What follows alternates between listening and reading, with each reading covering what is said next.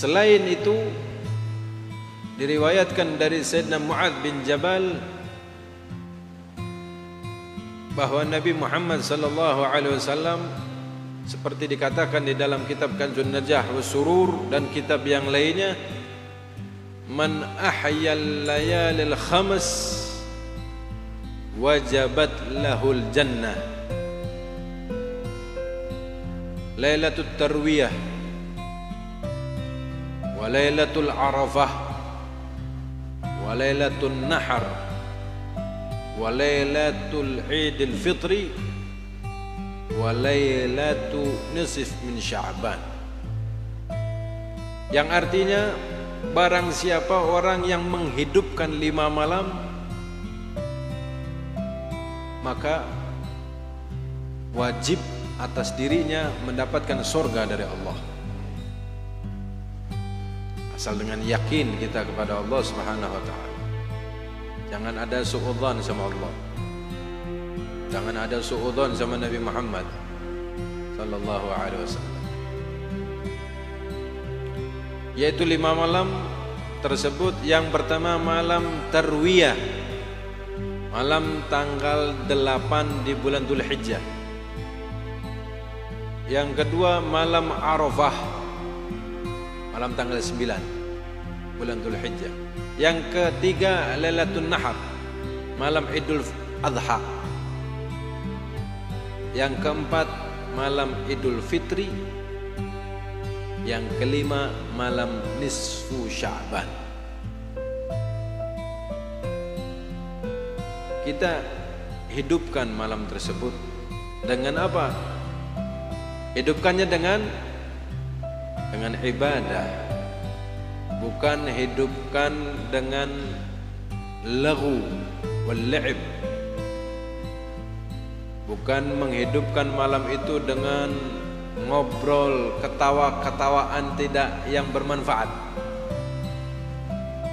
bukan menghidupkan malam tersebut dengan menonton TV siaran live sepak bola, bukan malam tersebut menonton TV melihat acara yang tidak ada manfaatnya, bukan menghidupkan malam tersebut dengan mengaktifkan HP-nya melihat YouTube, tapi hidupkan diri kita, mata kita, lisan kita, hati kita, seluruh anggota tubuh kita untuk mendekatkan diri kita kepada Allah Subhanahu wa ta'ala dengan berbagai macam, dengan sholatnya. Kalau sholat wajib sudah jelas wajib di setiap waktunya, tapi usahakan untuk berjamaah di setiap waktunya, usahakan untuk berjamaah di setiap waktunya. Mau di bulan apapun, mau dimanapun, usahakan berjamaah, walaupun dengan 2 orang, imam dan makmum saja. Nah, kita hidupkan malam nisfu Sya'ban dengan sholat berjamaah. Sholat maghribnya jamaah, isyaknya jamaah. Usahakan subuhnya bangun tepat waktu untuk sholat berjamaah. Mau di masjid, mau di musola, mau di rumah, silahkan, bebas. Setelah itu kita hidupkan malam itu dengan ibadah yang lainnya, karena anwa'ul ibadat katsirah, macam-macam ibadah banyak, bukan hanya sholat saja. Yaitu selain sholat, membaca Al-Quran, bersilaturahmi, atau diadakannya perkumpulan yang perkumpulan tersebut mendekatkan diri kepada Allah,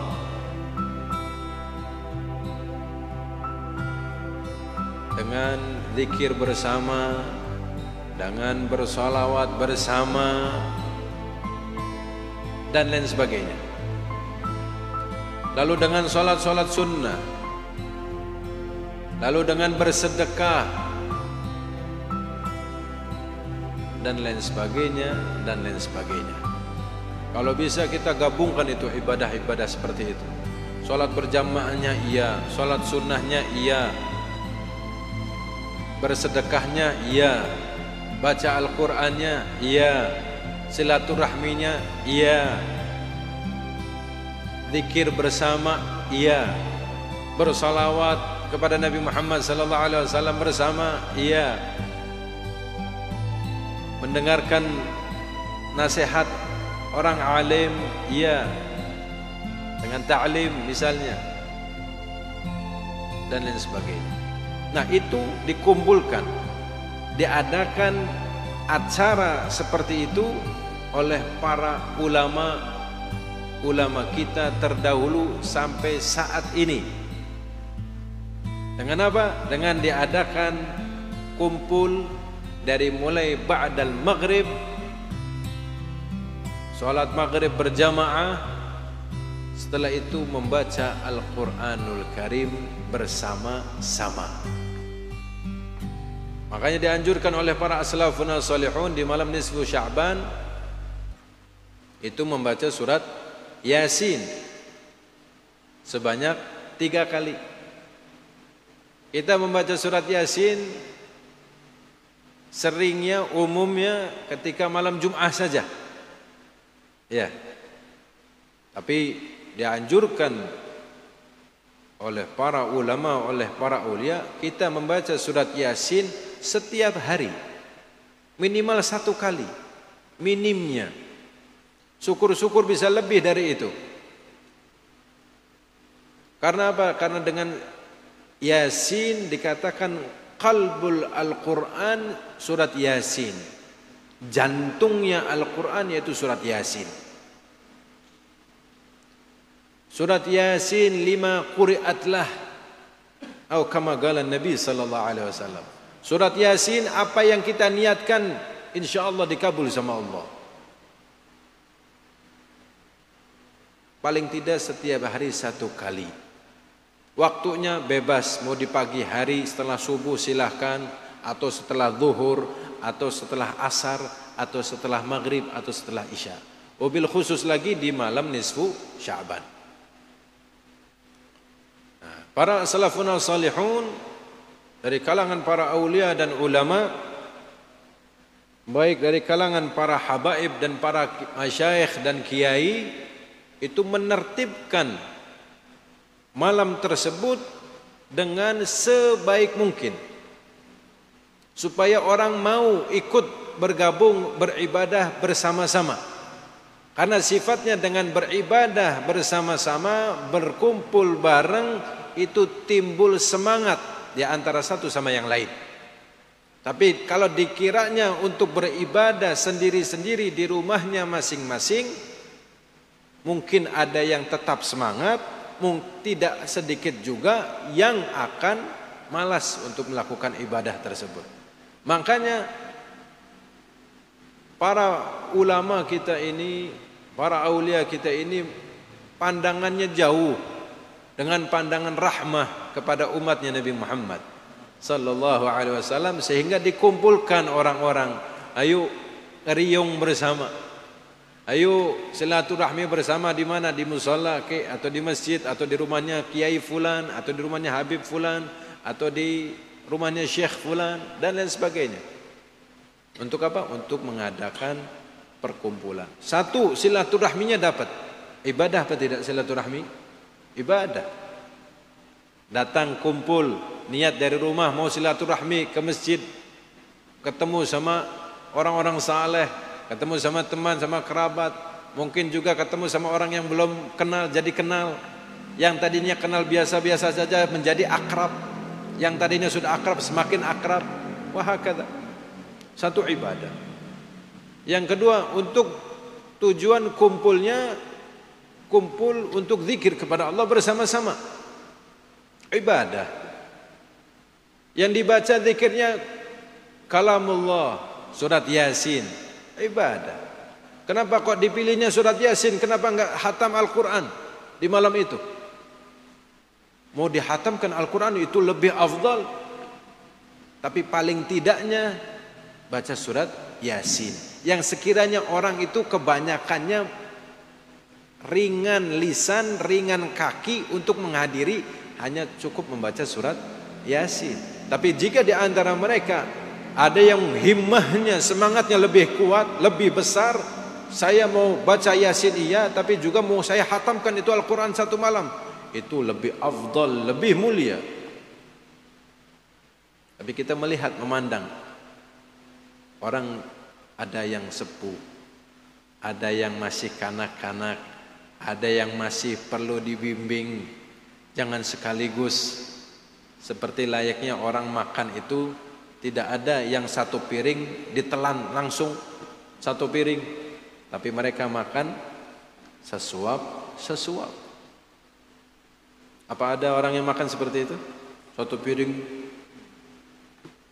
buta hijau namanya itu. Nah itu pandangan para aulia, para ulama dari kalangan habaib, masyayikh, kiai, itu pandangannya pandangan rahmah. Yassiru wala tu'assiru. Kata Nabi, yassiru wala tu'assiru. Permudahlah, jangan dipersulit. Permudah ibadah. Walaupun sedikit ibadahnya, tapi dia dawam, istiqamah, afdal. Lebih afdal, lebih baik daripada ibadah langsung sekaligus banyak, habis itu selesai, terputus, tidak melakukannya lagi. Nah, kumpul seperti itu, baca Yasin bersama, zikir bersama, betul, bermunajah bersama. Karena tidak terkumpulnya orang minimal 40 orang, illa fihimul wali min awliyaillah. Tidak terkumpul 40 orang dari umat Nabi Muhammad sallallahu alaihi wasallam kecuali di antara mereka yang 40 ada satu wali min awliyaillah. Oh, tidak mungkin karena saya kumpul ini semua, saya kenal semua nih. Orangnya jarang sholat semua. Yang 40-40-nya. Yang satu Masya Allah ciu setiap hari. Ngerti ciu? Yang satu Masya Allah tiap malam sabu-sabu, apa sapu-sapu, dan lain sebagainya. Yaitu mereka kumpul-kumpul seperti itu bukan maksudnya yang kumpul yang khair. Ya, kumpul dalam acara yang khair, yang baik. Otomatis yang hadir juga orang-orang baik. Meskipun dia memang tukang minum khamr sekalipun, tapi kalau dia niat pengen hadir, insya Allah dia ketularan jadi orang baik. Jangan kita terus mentang-mentang melihat orang tukang minum khamr, tukang zina, na'udzubillah, tukang riba sekalipun, kita memandang sebelah mata. Jangan. Siapa tahu dia lebih mulia di sisi Allah dibanding Anda yang katanya rajin ke masjid, yang katanya rajin ibadah, qiyamul lail. Hati-hati. Hati-hati yang seperti itu. Itu tipu daya syaitan. Setelah itu salat Isya berjamaah misalnya. Setelah salat Isya berjamaah ada wejangan, makan bersama atau ngemil. Memberi makan orang yang lagi lapar itu mulia. Menjamu tamu itu baik, mulia. Ibadah apa tidak? Ibadah. Setelah itu baca salawat bersama, Masya Allah semuanya ibadah. Anwa'ul ibadat terkumpul di situ. Bermacam-macam ibadah terkumpul di acara tersebut. Nah, kita dianjurkan membaca surat Yasin. Yang pertama diniatkan. Ingat ya, setiap kita mau ibadah apapun, jangan lupa niat. Apapun sifatnya ibadah, jangan lupa niat. Mau hadir pengajian, niat dari rumahnya, apa yang Anda niatkan. Jangan lupa. Jangan ghafil. Ketika mau membaca Al-Quran, diniatkan apa niatnya. Ketika mau zikir la ilaha illallah misalnya, atau salawat kepada Nabi Muhammad sallallahu alaihi wasallam, diniatkan apa niatnya. Mau ke masjid, berangkat ke masjid, diniatkan apa niatnya. Karena dengan semakin kita banyak niat untuk melakukan satu ibadah, maka pahalanya akan dilipat gandakan oleh Allah Subhanahu wa taala. Bahkan bukan sesuatu yang ibadah, tapi sesuatu yang sifatnya mubah, kalau kita niatkan ibadah, maka menjadi ibadah. Faham?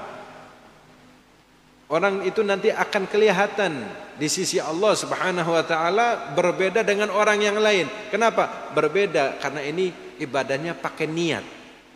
Bahkan niatnya bukan sekali, bukan satu, bukan dua niat, tapi banyak niatnya. Kalau tidak bisa niat, misalnya bingung niatnya apa ini, niat apa? Diniatkan, saya niat melakukan ini, niat seperti para orang-orang soleh terdahulu, selesai. Masuk itu niatnya seperti niatnya mereka. Tapi kalau bisa, diniatkan apa hajatnya Anda. Saya pengen bisa bayar utang, diniatkan. Saya datang pengajian, ya Allah, saya niat supaya saya dimudahkan bisa membayar hutang. Insya Allah, Allah itu Tuhan kalian. Kita ini hambanya Allah, budaknya Allah. Kita niat, kita mohon, Allah pasti beri. Ad'uni astajib lakum. Niat kepengen punya HP, karena HP-nya jadul, rusak, diniati. Paham?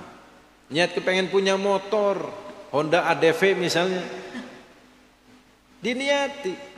Siapa tahu ada jalan rezeki untuk bisa membelinya. Pengen punya rumah, pengen apa dan apa, diniatkan. Nah itu diniatkan ketika membaca Al-Quran surat Yasin. Baca surat Yasin, niat yang pertama ketika membaca surat Yasin yang pertama, niat apa? Niat tulul umur.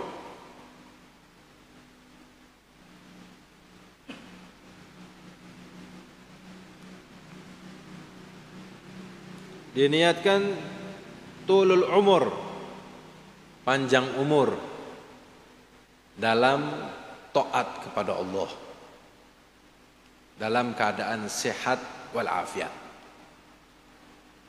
Angel beb pakai bahasa Arab beb, kita bingung mengucapkannya pakai bahasa Arab, pakai bahasa Indonesia. Yang niat puasa beb pakai bahasa Cirebon bisa ya.